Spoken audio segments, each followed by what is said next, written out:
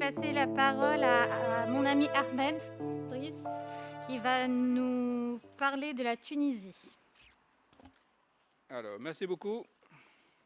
Vous êtes certainement en attente d'une réponse, mais comment on est arrivé à ça en Tunisie? La Tunisie, berceau du printemps arabe, n'est-ce pas?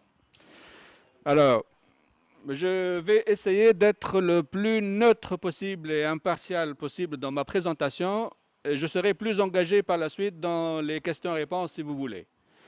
Mais là, en étant impartial, je dirais tout d'abord que la Constitution de 2014, celle qui est contestée aujourd'hui, est une constitution parfaitement démocratique. Elle a été adoptée par plus que 200 membres de l'Assemblée constituante, une constituante qui a été établie d'une manière démocratique et qui a produit une constitution démocratique.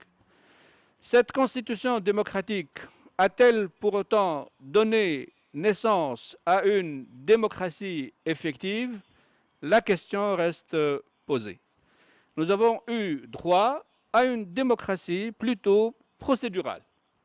Depuis l'adoption de la Constitution, on a eu 2 élections, on a eu une alternance, on a eu des élections qui étaient libres et transparentes, mais cette démocratie procédurale est le fruit, en quelque sorte, de 2 éléments essentiels qui ont un impact sur un 3e élément.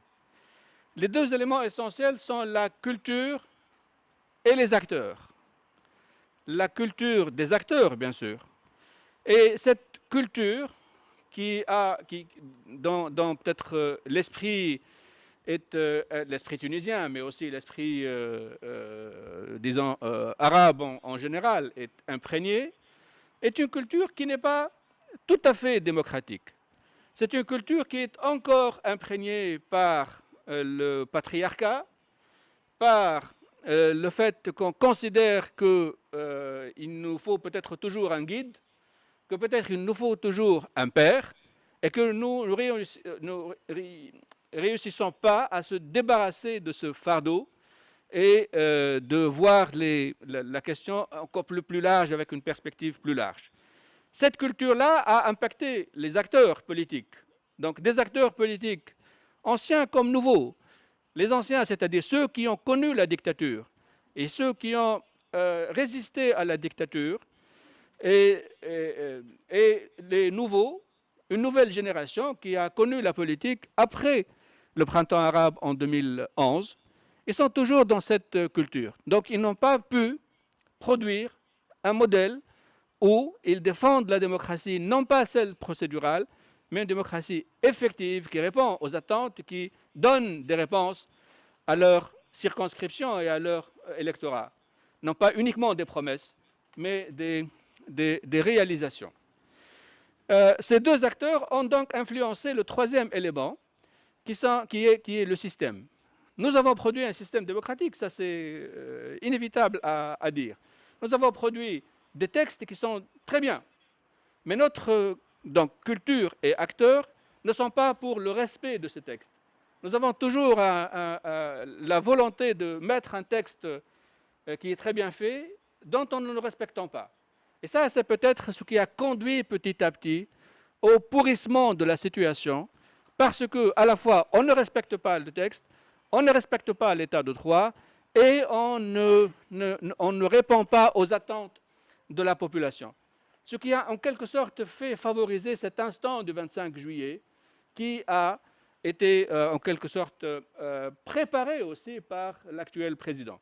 L'actuel président, qui a été élu avec un pourcentage très élevé, a profité de la situation pour aussi dire à la population, dire à ceux qui le soutiennent, que tous les politiques sont corrompus, tous les partis politiques sont corrompus, tous les acteurs intermédiaires ne servent que leur intérêt, ce qui a plu en quelque sorte à une partie de la population qui l'a soutenu. Donc nous avons connu le moment du 25 juillet. Le 25 juillet est un peut-être coup d'État constitutionnel, ce n'est pas un coup d'État militaire, ce n'est pas tout à fait un coup, ce n'est pas tout à fait un non-coup. C'est quelque chose qui prend le départ dans la Constitution, mais qui par la suite met en déroute la Constitution. Aujourd'hui, nous avons un président qui gouverne grâce à un décret, celui du 22 septembre, et ce décret met tous les pouvoirs aux mains du président, qui est le seul responsable. Il a mis en place un gouvernement fantoche avec un chef de gouvernement aussi fantoche que le reste du gouvernement, et il décide de tout. Est-ce que nous sommes dans un point de non-retour? Je pense que non. Je pense qu'on est encore dans la limite de ce qui est récupérable. Hein.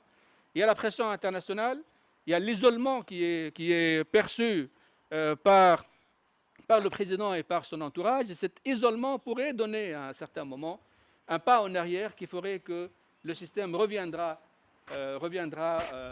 s'enclenchera de nouveau et que peut-être donc on retrouvera la démocratie recherchée.